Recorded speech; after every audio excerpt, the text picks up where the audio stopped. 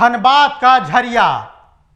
झरिया की आग में सिर्फ कोयला ही नहीं तप रहा, यहां की आग में इंसानियत भी दम तोड़ रही है। नमस्कार, मैं हूं समीर। तहकीकात में आज हम बात करेंगे झरिया के रक्त रंजिश इतिहास की। कैसे कभी दो लोगों के झगड़े से शुरू हुई तकरार दो गुटों, दो गैंग और फिर दो घरानों में बदल गई।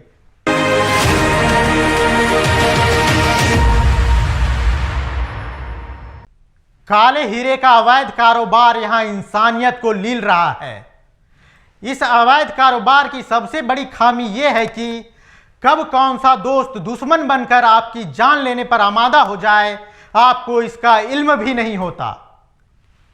आपने Hindi film gangs of Wasseypur जरूर देखा होगा, लेकिन झरिया का खूनी खेल अगर आप देख लें तो आप गैंग्स ऑफ वासेपुर को भी भूल जाएंगे। झरिया, यहाँ कोयले की खदान आग की लौ से धधक रही है। जलते कोयले की परत एकदम लाल है। एक तरफ आग की लपटें आसमान को छूने को बेताब है, तो दूसरी तरफ जलते कोयले के धुएं ने एक बड़े इलाके को अपने आगोश में ले रखा है। एक तरफ जहां कोयला लोगों से उनका घर बार छीन रहा है, तो वहीं अवैध कोयले का काला खेल कुछ लोगों को माला माल कर रहा है। इस अवैध कोयले का काला खेल ऐसा है जो आज धनबाद में अपराध का सबसे बड़ा गुनहगार है। इसका कारोबार कर लोग बड़ी आसानी से धन दौलत कमा रहे हैं, क्योंकि यह कारोबार धनबाद और झरिया में पैसे कमाने का शॉर्टकट है। यहाँ के कोयला खदानों से सिर्फ काला हीरा नहीं निकलता, बल्कि यहाँ के कोयला खदानों से लोगों की चीखें भी सुनाई देती है। अवैध कारोबार में पैसा कमाने का सबसे आसान तरीका, जिसे लोग अपना कर पल भर में पैसे से खेलने लगते हैं, लेकिन लोग भूल जाते हैं कि कोई है जो अपनी आंखें इन पर टेढ़ी कर रही है। काला हीरा, ब्लैक डायमंड का खजाना है वहाँ खान। लोग कहता है कि ऊपर से चकचक, नीचे से करिया, यही है झरिया। वहाँ धरती के गर्भ में जो है काला हीरा छुपा हुआ है और हीरा निकलता भी है। और उसी हीरे के कारण पहले धनबाद की पहचान नहीं थी। पूरे विश्व में कोयला के लिए झरिया जाना जाता था, या बिहार भी जो है पहचाना जाता था झरिया के नाम। झरिया कहाँ है? तो बिहार में। झरिया में कोयला ढुलाई कोई नई बात नहीं है। धनबाद का झरिया और आसपास के क्षेत्रों में कोयले की काला बाजारी लगातार अपराध की सबसे बड़ी वजह रही है। यहाँ वर्चस्व को स्थापित करने की जंग दो घरानों से शुरू होकर अब आमो खास तक पहुंच गई है। इसका अंदाजा आज के हालात देखकर लगाया जा सकता है। वर्चस्व की खूनी जंग इतनी बढ़ गई है कि शहर में गोलीबारी की घटना अब यहाँ के लोगों को आम लगने लगी है। हालात ये हैं कि अपराध अब इस शहर को दीमक की तरह खत्म कर रहा है।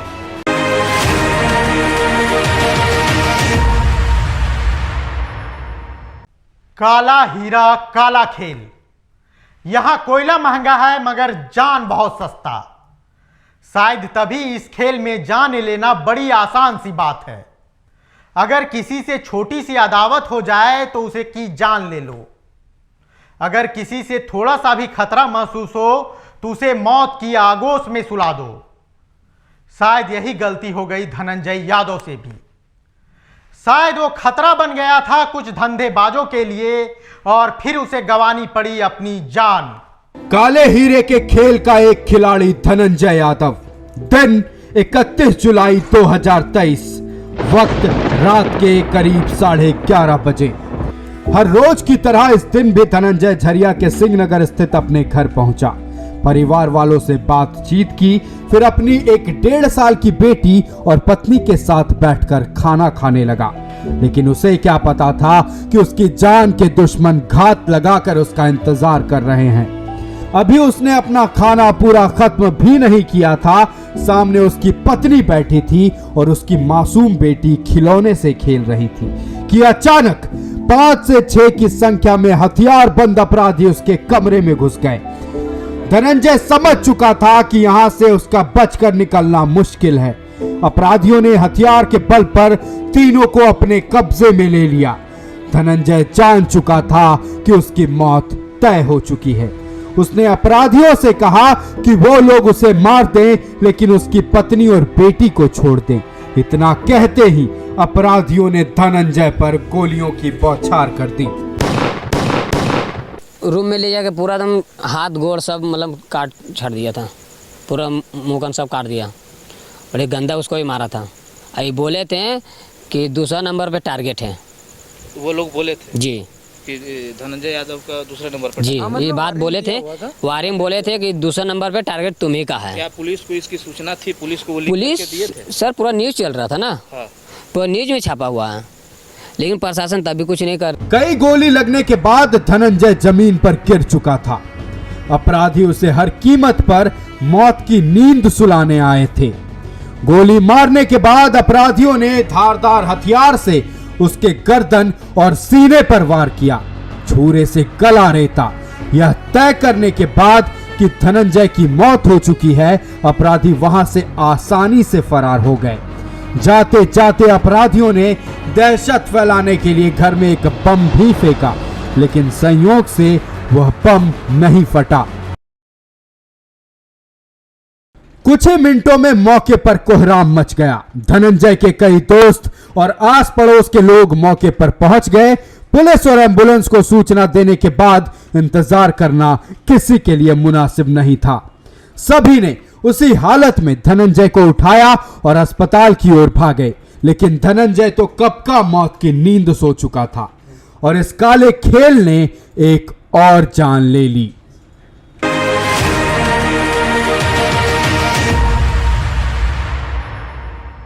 अब आपके जहन में भी एक बात उठ रही होगी कि आखिर हम झरिया के इतिहास में इतनी दिलचस्पी क्यों ले रहे हैं। दरअसल इसके पीछे की वजह है झरिया में खेली जा रही खून की होली।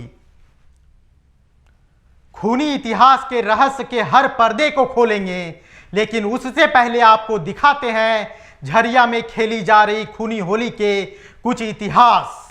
झरिया के सिंहनगर में हुए धनंजय हत्याकांड में पुलिस के हाथ अब तक खाली हैं। धनंजय यादव के परिजनों और स्थानीय लोगों के सब्र का बांध टूट गया। सैकड़ों की संख्या में सिंह बस्ती और गुलगुलिया पट्टी के लोगों ने कतरास मोड़ पहुंचकर सड़क को पूरी तरह से जाम कर दिया। आक्रोशित लोगों ने सड़क पर जमकर तांडव मचाया। कई वाहनों में तोड़फोड़ हुई, गाड़ियों के शीशे तोड़ डाले। प्रदर्शन कर रहे लोगों को समझाने पहुंची झरिया पुलिस के पेट्रोलिंग वाहन को भी लोगों ने नहीं बख्शा। पेट्रोलिंग वाहन को क्षतिग्रस्त कर ड्राइवर का मोबाइल भी तोड़ दिया। मामला बढ़ता देख पेट्रोलिंग वाहन में मौजूद पुलिसकर्मी किसी तरह अपनी जान बचाकर भागे। तो धनबाद में जो है शुरू से कोयला और कमाई और काला धन ये इसके लिए शुरू से अपना वर्चस्व कायम करने के लिए रहा। और जिस समय माहौल बिगड़ा और इस कदर बिगड़ा कि पीसीआर वैन भी स्थानीय लोगों ने क्षतिग्रस्त कर दिए, कई ऑटो को भी क्षतिग्रस्त कर दिया। आगजनी करके उन्होंने प्रदर्शन कर रहा था और फिलहाल जो अभी स्थिति है आप देख सकते हैं कि सामान्य हो चुकी है और स्थिति जो है पूरी तरह से सामान्य है। और देखिए जो आवागमन है वो परिचालन जो है वो पूरी तरह से चालू हो गई है। और फिलहाल देखिए पुलिस पूरी तरह से कैंप कर रही है। पुलिस की टीम जो है यहाँ पर पूरी तरह से मुस्तैद है। पुलिस जो है पूरी गश्त कर रही है। साथ ही साथ जिला प्रशासन की टीम भी अभी यहाँ पे कह सकते हैं कि फ्लैग मार्च की है और साथ ही साथ लोगों से शांति बनाए रखने की अपील की है। कुल मिला के कहा जा सकता है कि अपराधी की गिरफ्तारी जो हत्यारे हैं राम बाबू धिक्कार, उसकी गिरफ्तारी की मांग को लेकर के यहाँ पर आंदोलन किया जा रहा था और उसी के दौरान इन तमाम घटनाएं हुई है। साथ ही साथ पुलिस को हवाई फायरिंग करने की भी ज़रूरत पड़ गई मामले को शांत करने को लेकर।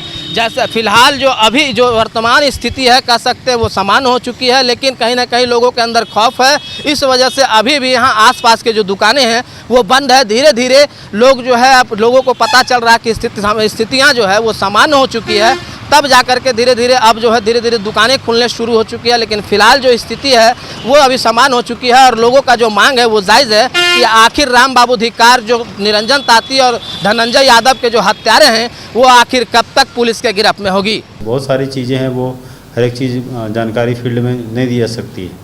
बहुत सारी चीज़ें गोपनीय होती है, उसकी गोपनीयता को बरकरार रखते हुए पुलिस कार्रवाई कर रही है। जो लोग अपने कानून को अपने हाथ में नहीं लें और उसमें सहयोग करें। यदि उनको भी किसी तरह की जानकारी है, कोई आदमी कहीं छुपा हुआ है, दोषी जो है वो कहीं छुपा हुआ है, तो उसके बारे में बताएं, पुलिस उस पर बड़ी कार्रवाई करेगी। प्रदर्शन कर रहे लोगों का कहना था कि 19 जनवरी 2023 को निरंजन ताती की हत्या हुई।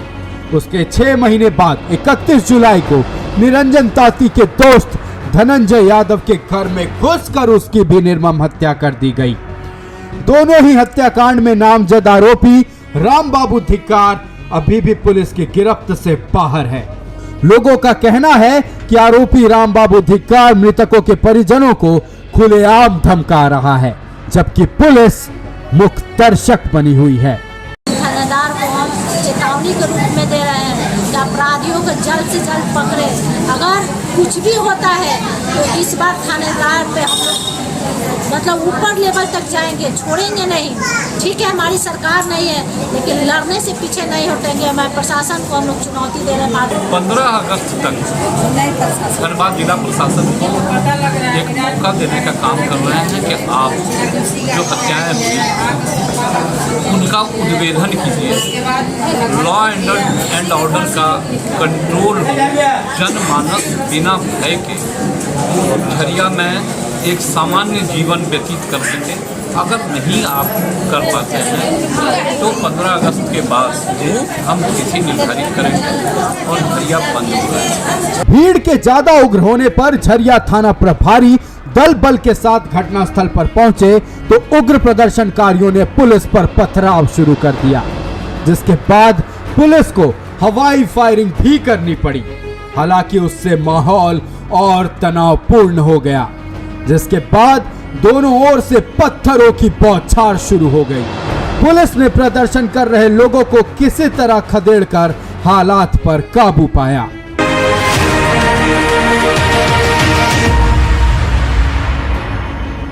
एक फिल्म थी सौदागर, उसमें एक लाइन लिखी गई थी कि सबसे बड़ा दुश्मन कौन होता है। उसमें हीरो बताता है कि सबसे पुराना या गहरा दोस्त।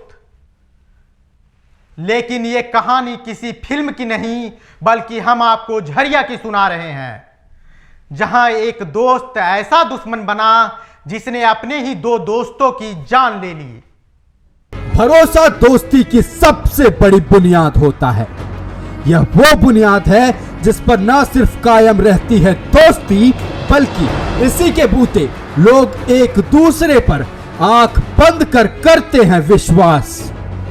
धनंजय यादव, राम बाबू धिक्कार और निरंजन तांती, इनकी दोस्ती ऐसी कि लोग मिसालें दिया करते थे।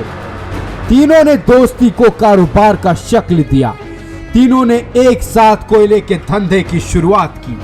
देखते ही देखते तीनों ने बहुत ही कम समय में इस काले खेल में अपना वर्चस्व जमा लिया। तीनों कामयाबी की सीढ़ियां कुछ इस कदर चढ़ने लगे कि उन्हें रोकने वाला कोई कामयाब नहीं हो पाया। लेकिन काले धंधे का एक कड़वा उसूल है, आप धंधे में बुलंदी की कितनी भी सीढ़ी क्यों ना चढ़ जाएं, अगर एक बार गलती से पैर फिसला तो बचना मुश्किल है। कुछ ऐसा ही हुआ इनकी दोस्ती में भी। वर्ष 2017 तक सब कुछ ठीक ठाक चल रहा था, लेकिन अचानक से इनकी दोस्ती में ऐसी दरार आई कि ये एक दूसरे के जान के दुश्मन बन गए। क्या इंसाफ अभी तक हमको मिला? एक औरत अभी तक विधवा पड़ी है 8 महीना से, आज ये 17 दिन कहानी हो गया, कुछ न्याय नहीं हुआ इसमें क्या कर रही है पुलिस अभी तक? उसका घर का ना कुर्सी उलट निकाला, ना उसको पकड़ा, ना ही कुछ मतलब दी अभी तक कुछ किया। क्या खा रखा है, क्या पैसा ले रखा है? तो इसमें किसका लापरवाही देख रहा है? इसमें लापरवाही पुलिस प्रशासन की है। अच्छा। पुलिस प्रशासन क्या सोच रही है? उस हत्या में क्या हुआ है? उस हत्या में कुछ भी नहीं हुआ है।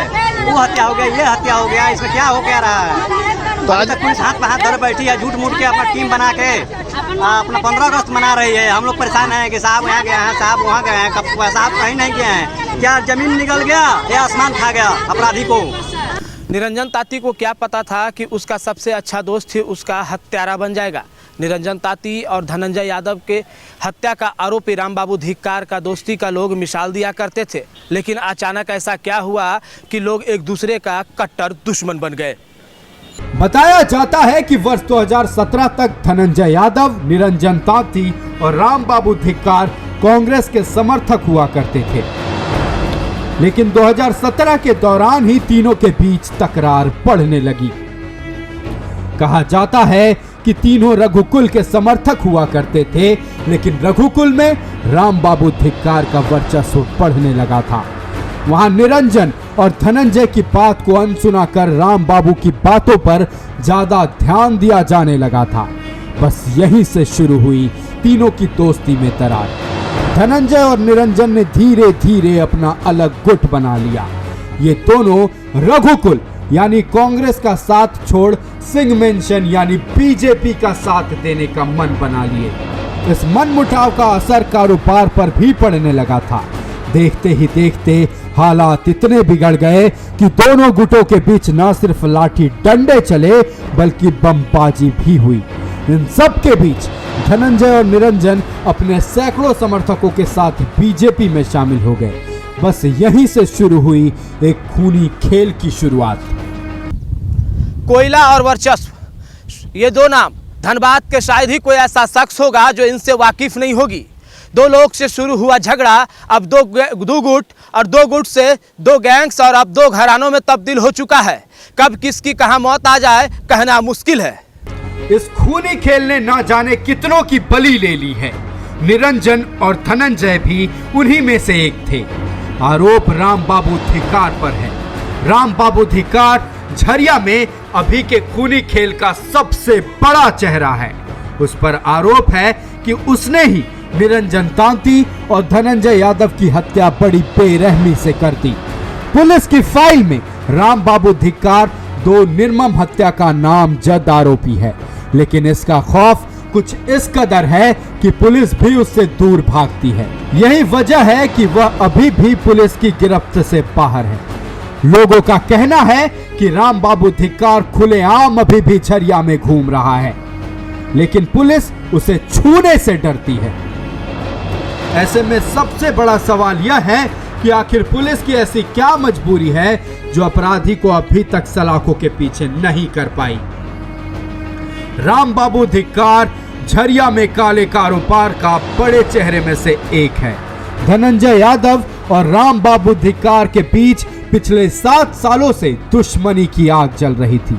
वर्ष 2017 में धनंजय के घर के बाहर बम फेंका गया था। तत्कालीन इंस्पेक्टर उपेंद्र राय ने मामला दर्ज कर रामबाबू धिक्कार समेत कई लोगों को जेल भी भेजा था, लेकिन धीरे धीरे दुश्मनी की आग ऐसी बढ़ी कि इस दुश्मनी में 2 लोगों की निर्मम हत्या कर दी गई।